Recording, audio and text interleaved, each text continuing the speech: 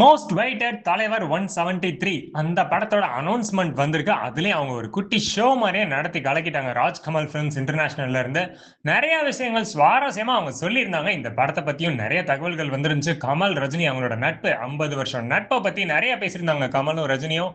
So Rajini நிறைய கதைகள் சொல்லியிருந்தாரு. அவர் ஆடபுலி ஆட்டத்துல எல்லாம் அந்த ஷேவ் பண்ணிட்டு கார்ல ஒரு ஃபைட் சீக்வன்ஸ் இருக்கும், அதெல்லாம் சொல்லியிருந்தாரு. இளமை ஊஞ்சல் அடைகிறது அதை பத்தி சொன்னது. அப்புறம் கமலஹாசனும் நிறைய விஷயங்கள் ஷேர் பண்ணியிருந்தாரு. அஸ்வத் மாரிமுத்து சொல்லும்போது இந்த படத்தை பத்தி என்ன சொல்றீங்க அப்படின்னு கேட்டா, படையப்பா அண்ட் வேட்டையாட விளையாடு ரெண்டையும் மிக்ஸ் பண்ணி கலக்கலான்னு ஒரு டாக்டர் மூவி அப்படின்றாப்ல.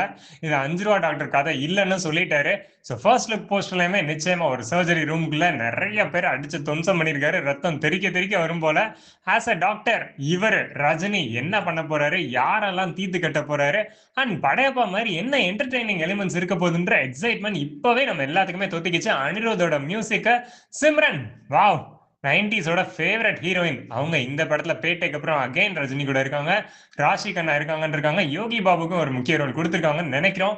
பார்க்கலாம், இந்த படத்தோட ஷூட்டிங்ஸ்லாம் வரப்போகுது. நெக்ஸ்ட் இயர் மிட் சம்மர் ஸ்பெஷலா அந்த படம் கலக்க போகுது. அப்புறம் என்ன ஜியோவை பாப்பா தான் தெரியல. எனக்கு இந்த அரசியல் எல்லாம் இன்ட்ரெஸ்ட் இல்ல மாமா. நான் காமன் மேனாவே இருந்துட்டு போயிடுறேன் மாமா. எஸ்எம்எஸ் டீம் ரீயூனியன் தான். 2007-8ல எஸ்எம்எஸ் வந்திருக்கும். அதான் ஜீவாக்கு கடைசியா ஓடின படம் நினைக்கிறேன். 20 வருஷம் ஆச்சு. ஸோ இப்போ அகைன் ராஜேஷ்க்கும் ஒரு கம்பேக் வேணும், யுவன் சங்கர் ராஜாக்கும் ஒரு கம்பேக் வேணும். தலைவர் தம்பி தலைமையில்னு தலை தப்பிச்சிச்சு ஜீவாக்கு இந்த வருஷத்தோட ஆரம்பத்துல. ஸோ இவங்க 2 பேத்துக்கும் கம்பேக் கொடுக்கணும், ராஜேஷ் அண்ட் யுவன். ஸோ அதே மாதிரியே ஒரு காமெடி கலாட்டா. நல்ல வேலை இதுல காமெடிக்கு பஞ்சம் இருக்கும். சந்தானம்லாம் இப்ப இல்லையில. சோ யார் இருக்க போறான்னு பார்த்தா நம்ம கோபி சுதாகர் வருவாங்கல்ல, அதுல சுதாகர் தான் நடிக்கிறாரு. பார்க்கலாம், இது ஒரு வித்தியாசமான காமெடி அவுட்புட். கோபியும் இன்னொரு படத்துல நடிக்கிறாருங்க. அது என்ன படம்ன்றதெல்லாம் அடுத்தடுத்த வீடியோல சொல்றேன். இப்ப நம்ம சூர்யா பத்தி ஒண்ணு கேட்டுலாமா? நீ ஒரு சொடுக்கு போட்டினா உன் வயசு பசங்க நீ நான் வந்து விழ போறாங்க. வேணும்னா இன்னும் 4 சொடுக்கு போடுறேன், நீ விழு போதும்.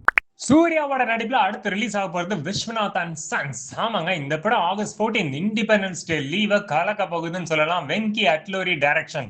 அதான் லக்கி பாஸ்கர் அப்புறம் வார்டின்லாம் படம் எடுத்தாரு. ஜிவி பிரகாஷ் தான் இதுக்கும் மியூசிக்கம். அமிதா பைஜு செம பாட்டு ஒன்று ரிலீஸ் ஆயிருந்துச்சு, பட்டாம்பூச்சின்னு சொல்லிட்டு. அதெல்லாம் கேட்டிருப்பீங்கன்னு நினைக்கிறோம். சூர்யாவுக்கு இந்த வருஷம் ஏறுமுகமா கிட்டத்தட்ட 20 வருஷத்துக்கு முன்னாடி படம் ஓடிச்சு சிங்கம்னு. அதுக்கப்புறம் பார்த்தா இப்பதான் ஒரு 10 வருஷம் 12 வருஷமா இருக்காது, 20ன்னு கொஞ்சம் மிகைப்படுத்தி சொல்றதுதான். ஸோ இப்ப கருப்பு ஓடிடுச்சுங்க, நல்ல ஓட்டம் தான். படம் எப்படி இருந்துச்சுன்றதெல்லாம் அடுத்து கருப்பு ரோஸ்ட்னு ஒரு படம் போட போறோம், ஒரு வீடியோ போட போறோம். லைக் ஷேர் சப்ஸ்கிரைப் பண்ணிட்டு ரெடியா இருங்க. விஸ்வநாதன் சன்ஸ் ஆகஸ்ட் 14 ரிலீஸ் ஆக போகுது. ஸோ அதை பத்தியும் ஸ்பெஷல் அப்டேட்ஸ்லாம் அடுத்தடுத்து சொல்றோம். பாய்.